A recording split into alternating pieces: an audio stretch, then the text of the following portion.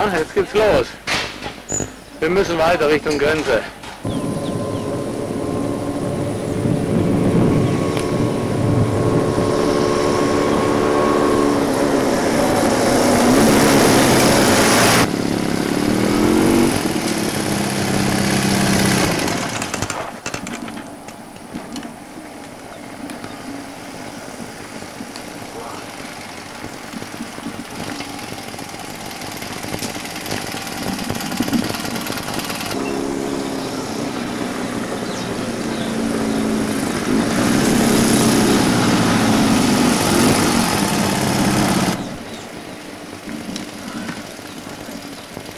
Ja, der erste Regen.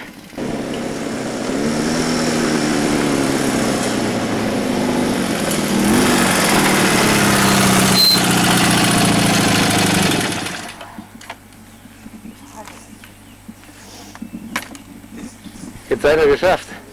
Geschafft. Ich mache erstmal 5 Minuten Pause hier in dem herrlichen Grün.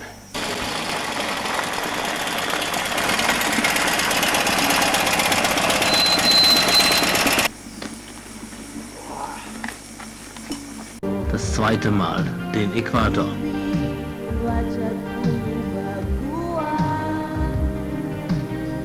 Rund 15.000 Kilometer, endlich den Indischen Ozean erreicht. Ein super Glücksgefühl, totales Relaxen.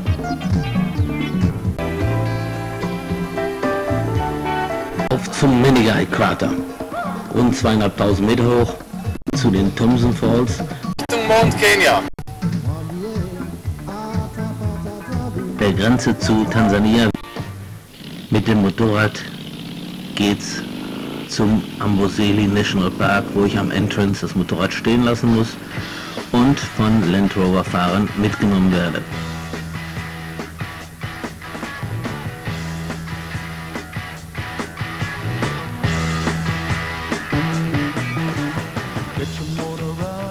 Ungläubig, ja beinahe fassungslos bestaunen die beiden Maasai die Riesenmaschine. Wir zelten am Kraterrand. Nachts werden wir Besuch von Löwen bekommen. Beschwerliche Fahrt zur tansanischen Küste.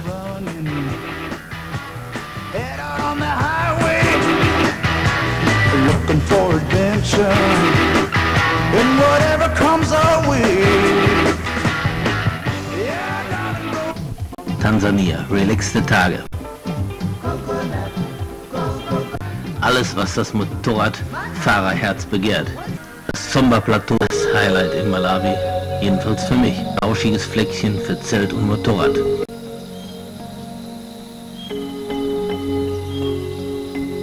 Zusammen mit einem dänischen Motorradfahrer und einem Schweizer Land Rover Fahrer werde ich die unsichere Strecke durch Sambia entlang der sehr unsicheren Grenze zu Mosambik fahren. Man sagte uns, auf keinen Fall anhalten.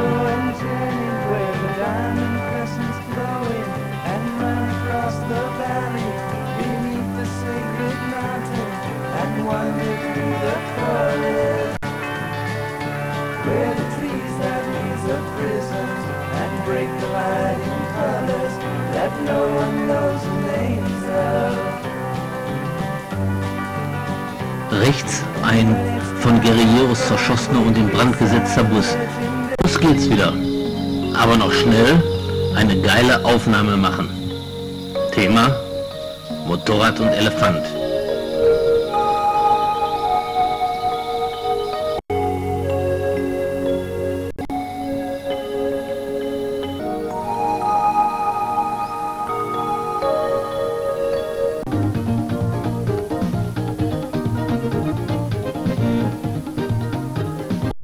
Kap der Guten Hoffnung, aber der eigentlich südlichste Punkt Afrikas ist Cape Agulhas. Tschüss.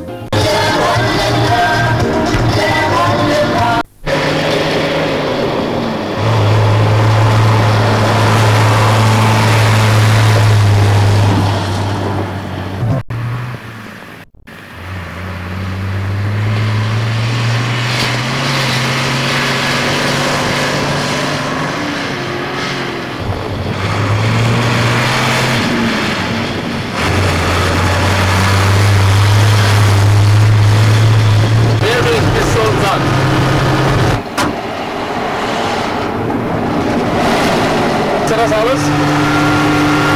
Ja? Sag mal. Da lachen wir mit links drüber.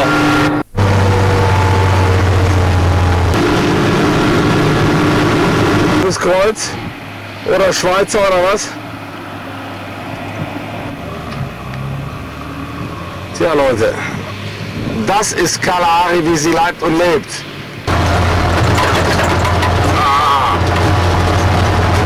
Der Backes, der fährt wieder.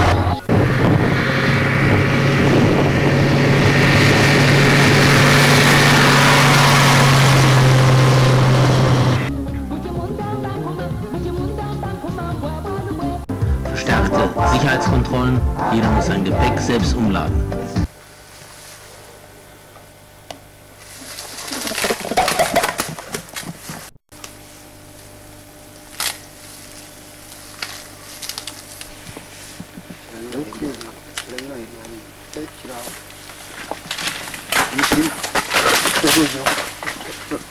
Bergwandern auf der Bisoke, 3711 Meter.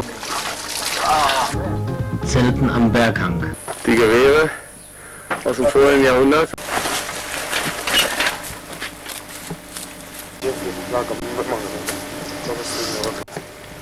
Zelt am Kraterrand, Karisimbi, 4500 Meter. Schemenhaft tauchen die zairischen Gipfel des Virunga Nationalparks auf. È possibile? Pour aller?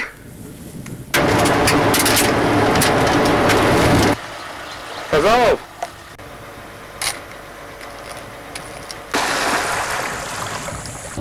Beginn der Wanderung im Rwenzori-Massiv, Grenze Uganda-Zaire. 2 Träger, ein Führer werden engagiert. Extremes Wandergelände, kein Weg, Felsbrocken mit Moos überwachsen, Wasser auffüllen. Natürlicher Unterschlupf, Märchenwelt. Riesenlobelien. Einzigartige, verwunschene Märchenlandschaft, Ida, Felsen mit Moos überwachsen. Baumgrenze.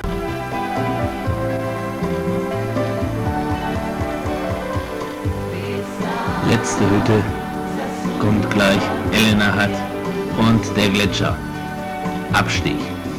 Nach Livingston 10 Stunden warten, 15 Stunden Fahrt. Schlafwagen. Campingplatz Livingston.